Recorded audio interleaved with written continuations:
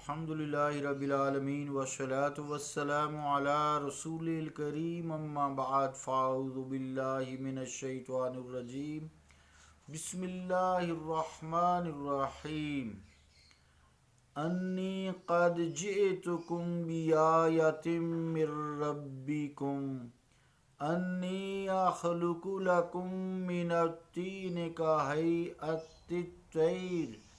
فأنفخ فيه فيكون طيرا بإذن الله وأبرئ الأكمه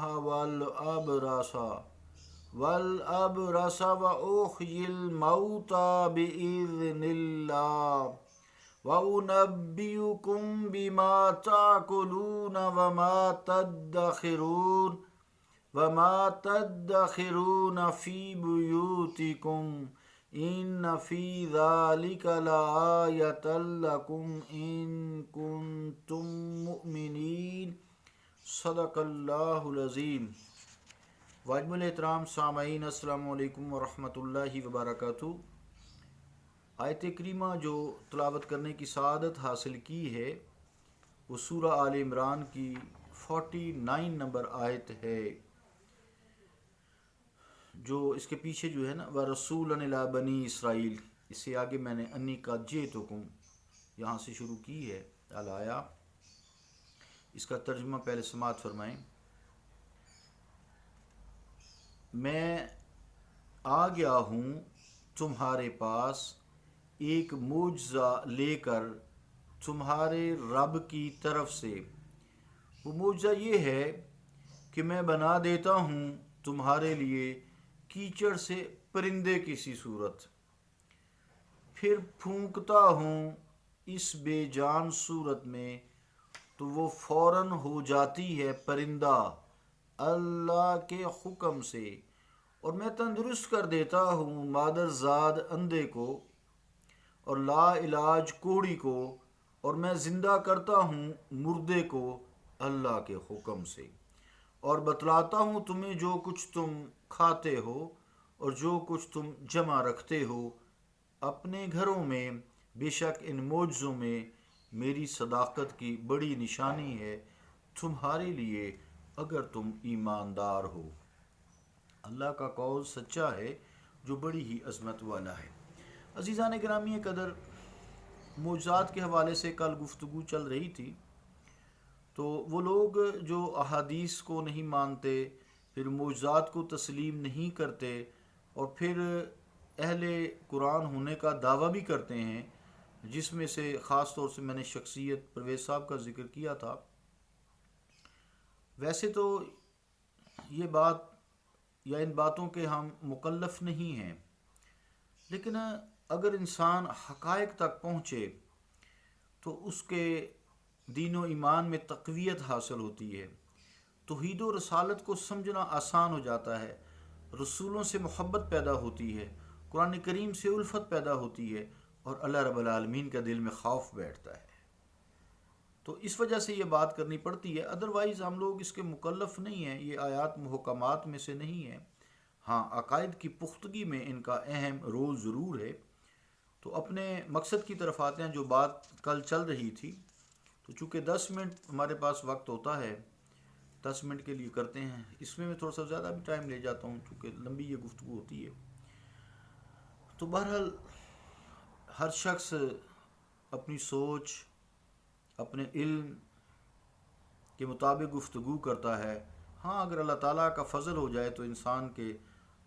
زبان سے اس کے ذہن میں حق بات ہی سماتی ہے، زبان سے حق بات ہی ادا ہوتی ہے۔ حضرت عیسیٰ علیہ السلام کا اس آیت کریمہ میں معجزات کا تعلق ہے، اور اگر ہم یہ سوچیں، سوال کریں کہ حضرت عیسیٰ علیہ السلام نے آخر ان امور، میں نے جو ذکر کیا ہے کہ میں کیچڑ سے پرندے کی سی صورت بناتا ہوں، پھر میں اس میں پھونک مارتا ہوں، میں بناتا ہوں، میں پھونک مارتا ہوں، فَيَكُونُ طَيْرًا بِإِذْنِ اللَّهِ، تو وہ اللہ کے حکم سے پرندہ بن کے اڑ جاتا ہے نا، پرندہ بن جاتا ہے۔ تو اپنی طرف نسبت کی ہے، یعنی مادرزاد اندھے کو بھی درست کرتا ہوں، کوڑی کو بھی درست کرتا ہوں، مردوں کو بھی زندہ کرتا ہوں بِإِذْنِ اللَّهِ، اللہ کی اذن سے۔ اللہ نے مجھے اجازت دے دی ہے، ان اللہ علی کل شیء قدیر۔ تو وہ ہر چیز پہ قادر ہے۔ مقصد یہ ہے کہ اللہ نے کہا ہے کہ اپنی طرف نسبت کرو۔ آیت کا ترجمہ تو یوں ہی بنے گا نا کہ میں کرتا ہوں یہ کام،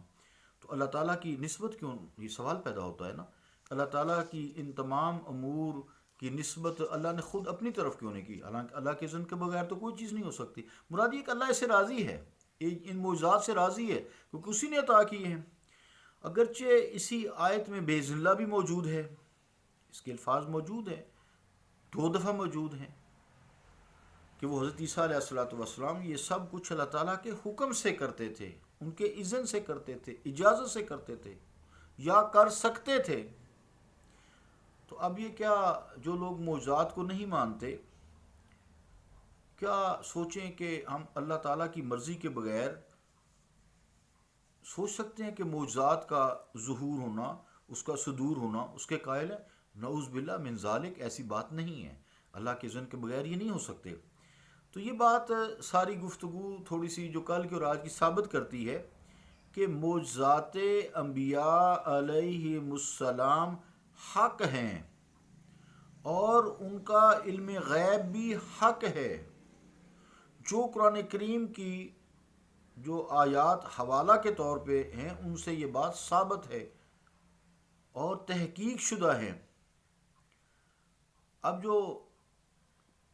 پرویز صاحب کے نام لیں گے نا، ان کے پیروکاروں کا تو کیا ہے کہ کر کے نام لیں، پڑھے لکھے ان کے پیروکار ہیں،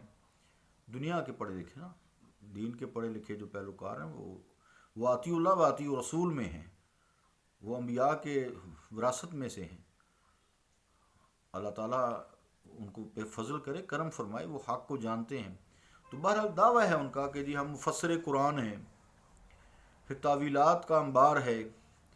احادیث صحیحہ کے بھی منکر ہیں، اور جو مفسرین سلف ہیں ان کی تشریحات کے سراسر منافی ہیں۔ کوئی صحیح العقیدہ انسان اور سلیم الفطرت انسان تسلیم نہیں کر سکتا۔ اور پھر جو میں نے آیت پڑھی ہے، اس کے انسان اگر ابتدائی حصے پر ہی غور کرے تو اس کے الفاظ میں ثبوت معجزہ ہے، موجود ہے، جیسے انی قد جئتکم بآیات من ربکم، میں آ گیا ہوں تمہارے پاس ایک آیت، یعنی معجزہ لے کر، نشانی، معجزہ نشانی بھی ہوتی ہے نا، کہ یہ بھی میں جی اللہ نے عطا کیا، میں اللہ کی طرف سے بھیجا ہوں، میری بات مانو، اللہ وحدہ لا شریک ہے، میں اس کا بھیجا رسول ہوں، انی لکم رسول امین، میں تمہاری طرف رسول امین بنا کر بھیجا گیا ہوں، فاتقوا اللہ واطیعون، یہ قرآن ہے یہ بھی، بس اللہ سے ڈرو اور میری اطاعت کرو، انی لکم رسول امین، میں امین رسول ہوں تمہارے کے لیے، وما اسألکم علیہ اجر، میں تم سے اس کا اجر بھی نہیں مانگتا، کوئی نذرانہ، کوئی مال، پیسہ، دولت، کوئی چیز سپورٹ نہیں مانگتا، ان اجری الا علی رب العالمین، میرا اجر تو رب العالمین کے پاس ہے جو دونوں جہانوں کا رب ہے، پالن ہار ہے۔ تو اب یہاں اس آیت سے مراد آیت قرآنی ہے یا پھر کوئی ایسی خاص نشانی ہے جسے اصطلاح شریعت میں معجزہ کے نام سے تعبیر کیا گیا ہے۔ یقیناً لفظ معجزہ سے اگر کسی شخص کو چڑ ہوتی ہے تو معجزات انبیاء کی بجائے، چلو ایسے ہی کر لیتے ہیں، وقتی طور سے یہی مان لیتے ہیں، آیات انبیاء کہہ لیں گے۔ انبیاء علیہ السلام کی آیت یا معجزہ سے انکار نہیں کر سکتا کوئی، کیونکہ قرآن کریم میں بار بار فرمایا گیا ہے، اگر انکار کریں گے تو یہ انکار آیات قرآنی ہوگا۔ عزیزان گرامی قدر، پھر وقت قریب ہے، اسی آیت کو انشاءاللہ تعالیٰ ہم کچھ دن چلائیں گے اور اس پہ گفتگو جاری رکھیں گے تاکہ ہمیں معجزے کی سمجھ بھی آ جائے، اور پھر جو ہے تاکہ ہمارا قرآن کریم پہ، احادیث مبارکہ پہ اور فرمان رسول کریم صلی اللہ علیہ وسلم پہ عقیدہ مزید پختہ ہو، اور پھر صحیح ہم وَأَطِیعُوا اللَّهَ وَأَطِیعُوا الرَّسُولَ میں آئیں گے انشاءاللہ تعالیٰ۔ اللہ تعالیٰ فضل کرے گا، کرم فرمائے گا۔ اللہم انی اعوذ بک من سوء القضاء ودرک الشقاء وشماتۃ الاعداء، صلی اللہ تعالیٰ علی رسول خیر خلقہ محمد وعلی آلہ واصحابہ اجمعین برحمتک یا ارحم الراحمین۔